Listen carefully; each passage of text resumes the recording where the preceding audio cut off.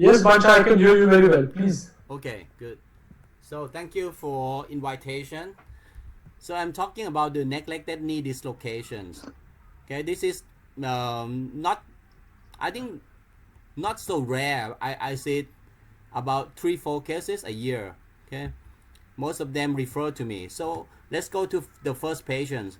This is 68 years old male. He has motorcycle accident. So most of the knee dislocation in Thailand is motorcycle accident. So he had the knee dislocation and he was immobilized in the cast. Okay, and after that refer to us. So this is the examination. You can see that there is the dimple on the medial side.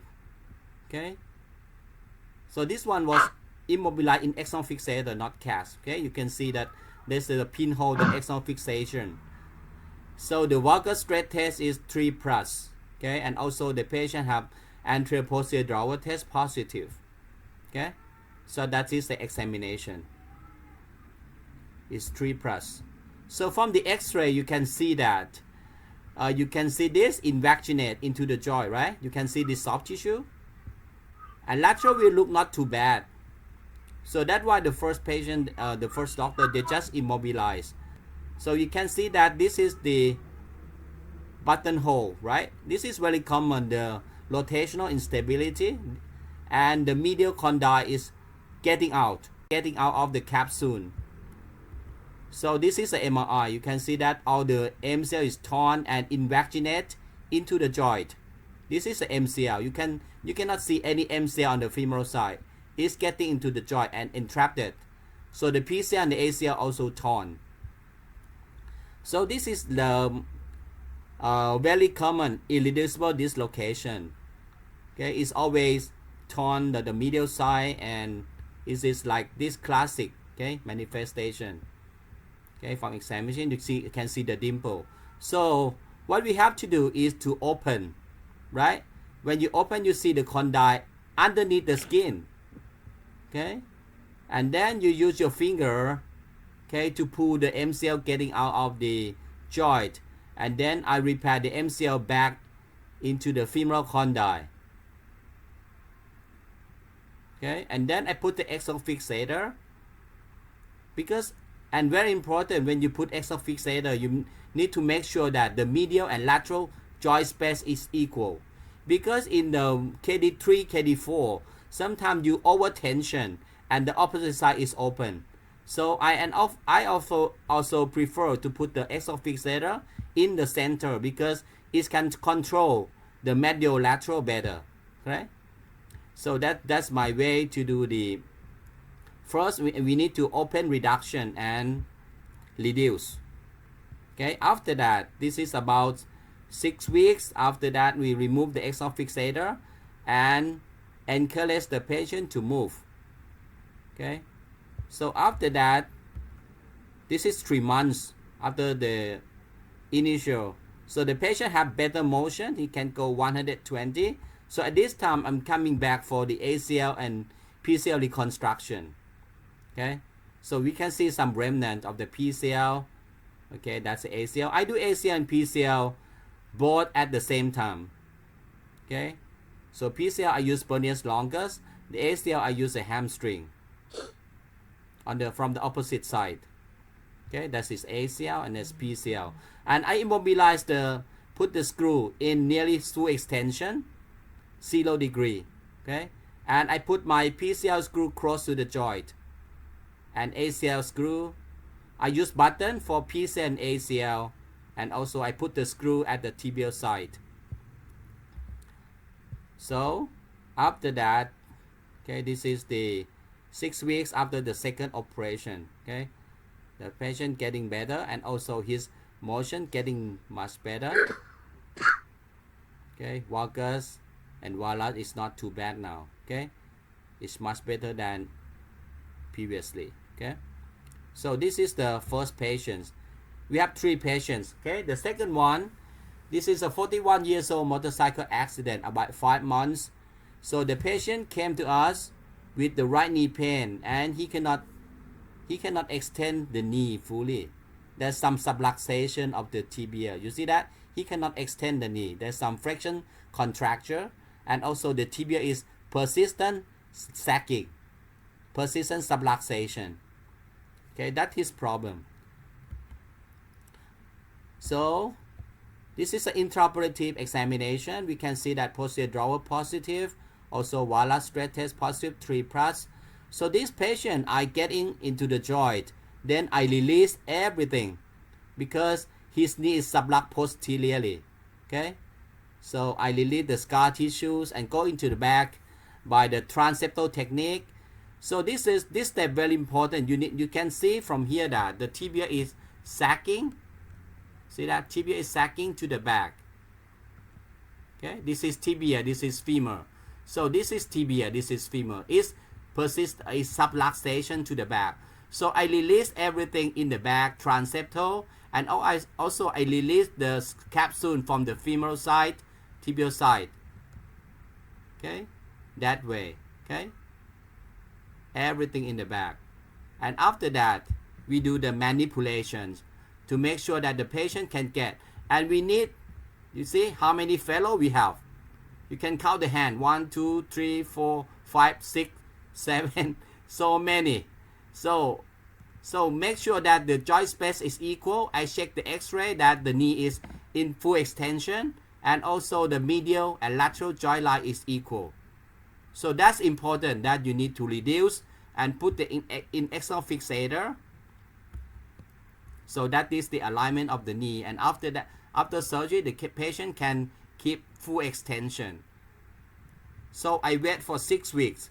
Okay, and after that, this is after remove the XOR Fixator. 6 weeks, the posterior sagging is getting better. So we're coming back for the PCL and ACL and PLC reconstruction. Okay, so PLC, I did this patient have intact popliteus, so I just do the percutaneous LCL reconstruction. We make 2 small holes, 1, 2, and make the tunnel like that, and pass the graft to the femur, and at the tibia, at the fibula side, I drill from fibula to tibia. Okay, and fix that with screw or button. Okay, fix it 3 cortex that way. So that's a minimally invasive PLC reconstruction and PCL reconstruction. So this is 3 months after the surgery. Okay, the posterior sagging is good. Walla stress is also much better. Okay, so patient happy. So we have the small scar tissues. So the third patient, so this is 29 years old. He had neglected knee dislocation for 1 year because this patient had head injury also. So at the beginning, the neurosurgeon said he is hopeless. So he was in ICU for like 2 months. So they neglect the knee joint.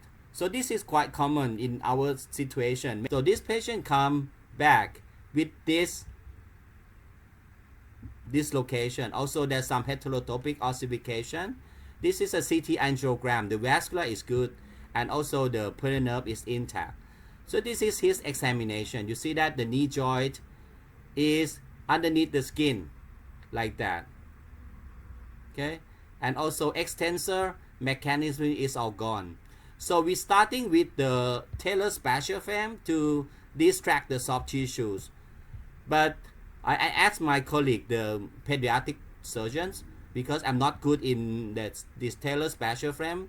So the pediatric surgeon, they said, oh, he cannot do any longer because it's very tight. So he asked me to get in arthroscopic release first. So I use the arthroscopic release, getting in. It's quite scary because the knee is still subluxed and anatomy is all distort. So I keep close to the bone, right? This is we going to the notch first. Remove everything, ACL, PCL, and this is the heterotopic ossification in the back. We remove everything. Okay, release the scar tissues, release the posterior capsule. Okay, and after that, we can distract. This is the after we release and remove the heterotopic ossification. You see that here is gone, the heterotopic ossifications. and we can distract that much. Okay, but anyway, the knee is still cannot reduce because this is stuck in the soft tissue on the skin.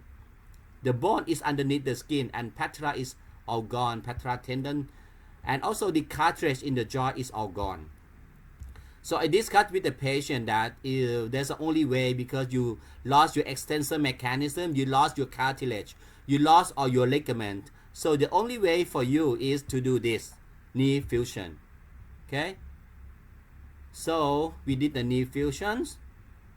Okay, and this is about 6 weeks after the knee fusions. The patient is really happy. She can come back to walk again. He's quite happy because he's in this position in wheelchair for 1 year. Okay. So another thing that I need to warn you is that in the patient have neglected dislocation, when you go to the back of the joint, like these patients, I get in slowly. Okay, especially the patient have done the open knee surgery before. Okay, so these patients I get in slowly, but yeah, especially at the tibial side, you see the vessels, I cut the popliteal artery. Yeah, so I feel so sorry about that. You see that? So I need to ask the vascular surgeons to come and then help me. But anyway, I need to finish my job, because the vascular surgeon, when you consult, they will come about 1 hour later. So during this period, I finish my job. I do PCL, I do posterolateral reconstruction, everything. Okay, but I'm not so happy because I know that this knee is no vessels. Okay, and after that, we do the reconstruction, PCL, PLC, and after I finish my reconstruction, medial lateral side, so the vascular surgeon come and fix the vessels. Okay, so here is the vessel, it's gone. You see that? There's no vessels. So that is all my conclusion. Take home message for this is that the knee immobilization, we saw a lot of neglected patients because we taught by the senior doctor that we should immobilize the knee in 30 degrees. This is wrong. The patient have knee dislocation. If you put in this position, the knee will subluxed when the cast is loose. So stop doing this. You should put it in full extension. Okay? And check the X-ray again after you put the cast on. Okay? Check medial lateral joint space should be equal and no subluxation, no recurvatum. Okay? Very important. Check the X-ray again. And don't miss the diagnosis, because sometimes when the patient have multiple injury, especially head injury, fracture femur, fracture tibia, hip dislocation, or fracture, we are focusing on the fracture. We forgot the ligament. Okay, and when your patient come back again, this is neglected and knee is already subluxed. Okay, so number 2, don't miss it. So this my step of the neglected dislocation. First, you can do arthroscopic assisted or you can do open, but key point is you need to reduce the knee first and immobilize. Most of the time you need XOR fixator because cast is not enough. It will sublux in the cast. So XOR fixator is very strong. And you can do the medial side, lateral side at the same time. If the patient have neglected and they have torn medial lateral, I do that at the same time. Okay, but I leave my PCL and ACL later. After you remove XOR fixator, wait for the patient to have the better range of motion and we come back for ACL and PCL reconstruction later. Okay, that's my algorithm. So the last message I will give you is neglected dislocation is challenging. Prevention is the key. So don't miss the diagnosis. Don't miss that. Okay. So the hint is when the patient come to an emergency room, if you see hyperextension of the knee or severe valgus, villus deformity in 0 degree, you have dimple side. Okay, thinking about the multiple dislocation, because many times more than 50% this dislocation is reduced spontaneously. Perfect reduction, check the X-ray every time. Make sure that the medial lateral joint space is equal. And in lateral view, it should now have no subluxation, even in cast or in XOR fixator. Or the last message is correct immobilization. Put the knee in 0 degree, not 30 degree. Okay, thank you. Thank you, Bancha. That was indeed a very elaborate overview of this very difficult problem. I mean, essentially, that's a huge volume of work that we see here of this very difficult topic. Anyone has any questions for Dr. Bancha on this very, very difficult topic? Yes, Dr. Reddy. Yeah, I think that was excellent presentation and demonstration of cases. Thank you. I'm just wondering, what would be your incidence of neurovascular injury for a knee dislocation? Because we find it very high. Majority of the cases will have neurovascular injury. What is your experience? Yeah, in our practice, it's depending on the type of dislocation. So if you have the posterolateral injury, there is almost have the peroneal nerve palsy, okay, or the patient that have the posterior dislocation, they may have the higher chance of the vascular injury, okay. So in my practice, overall is about 5 to 10%. Okay, depending on the severity. Yeah. Ask. Yes. Yes, please. Dr. Bancha, you state that you will reconstruct PCL and ACL in the later stage and collaterals in the first stage. Yeah, right. And mobilize the patient for 3 months. Yeah, right. So then how you take care of that posterior sag? Won't that posterior sag will have more detrimental effects on your collaterals because of that persistent sag? That's right. That's right. Because actually you can do PCL but no ACL. You can do PCL because if you do PCL together with the collateral with XOR Fixator, that will help XOR Fixator. And during the rehabilitation, the sagging will be prevented by the PCL, right? So I agree with you, but it's a lot of job at that time. So you understand that that's not I easy. got it. Yeah, you can do that. You can do PCL, collateral, and then put in XOR Fixator. Okay? Yeah. Dr. Bancha, Yes, yes, Billy. Yes. A couple of questions. The first one is, I know mechanically a central midline external fixator is much stable, but do you have instances where your quads get stuck down and you have to release that at any point? That's my first question. Yeah, I know that this way, XOR Fixator in the center, no one do that because in the textbook they recommend you to do lateral for the femur and medial for the tibia, but that's not good. I prefer to put in the center because you can control medial lateral better and also easier for me. Okay, I have some problem about the pin at the femur. Okay, but you need to make very good care of the pin. Okay, I always use the antibiotic ointment put around the pin. Pin care is a key point. And also when you drill on the femur, you just drill only one cortex, not do two cortex, because two cortex will lose very fast. You drill on only one cortex and then you turn the chance pin in. It will be very stable. Okay, just one cortex. That's another trick. It will not lose. Okay. The second question was related to the young guy who ended up doing an arthrodesis. We know that if your joint is not congruent and it's been staying out for a long time subcutaneously, your articular cartilage is going to go away. So why did you attempt distraction and reduction? Why did you go for an arthrodesis straight away? You cannot because it's very tense. Because the soft tissue contracture is too much. You see the initial X-ray is subluxation as too much. If you try to do one stage, it's too scary. You know, you can turn the vessels. So I recommend you to distract first.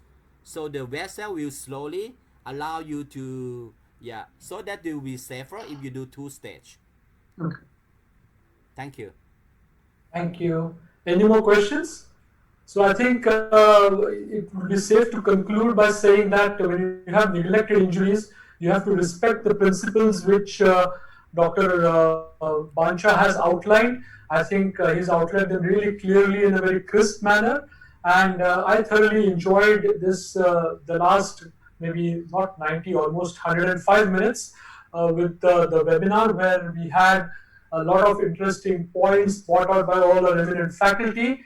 And I would again thank Smith Nephew to give us this opportunity for updating ourselves during these very challenging times. And I'll hand it over to Dr. Saurabh Sharma to try and give the concluding remarks. Saurabh, over to you. Yeah, thank you so much, Dr. Tapasvi. So we are much over time. For the viewers, if you still have any questions unanswered, please send them through Smith & Nephew representative or email to Smith & Nephew Medical Education team, and the faculty would be glad to answer them back for you.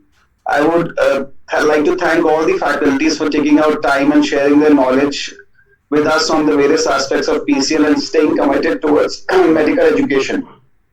I'm sure there will be a lot of learning and takeaways for all of us today, and that will help definitely improve patient outcomes. Thank you so much and have a nice day ahead. Thank you so much for participation. Thank you. Thank you. Thank you. Thank you. Bye-bye. Bye, everyone. Bye. Thank you. Bye. Thank you. Thank you. Thank you.